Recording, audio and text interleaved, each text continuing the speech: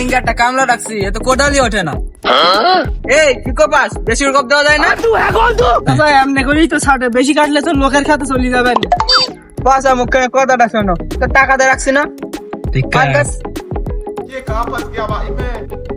এ কি কপাস, বিসমিল্লাহ বলে এখান থেকে ফেলা দে।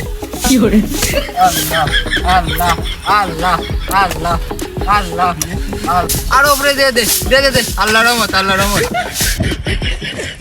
আল্লাহ মানসির কাছে আবার করে নিঃশ্বাসটা পাপ হবে না চাচা তোমার? হে, আমি তসবি গুনতেছি, আমার সব হচ্ছে, তুই খ্যাট কাটতেছিস, তোর পাপ হচ্ছে। পাপের স্বভাবে কাটাকাটি, মাঝখান থেকে জমিটা আমার হচ্ছে। কাট কাট। চাচা আপনি তো শয়তান। এই শয়তানি কি দেখলি? ধ্যান দেখো বা। আল্লাহ আল্লাহ আল্লাহ আল্লাহ। বেশি করছে কবাতি কন, ও যার কাছে আসতেছে। হাই সুবহানাল্লাহ চাচা তুই কি মাথায় দিয়ে তোর হাতে পাইনি কি বললে? আরে জমি এই দু হাত নেনে যাও তুমি। আল্লাহ, কোন ধরনের কথা কইলে তুমি চাচা? এখানে তো আমাদের আধা কাটা জমি আছে। চাচা জমি নেওয়ার গাড়ি আছে, বললাম একটু কম করে কাটি।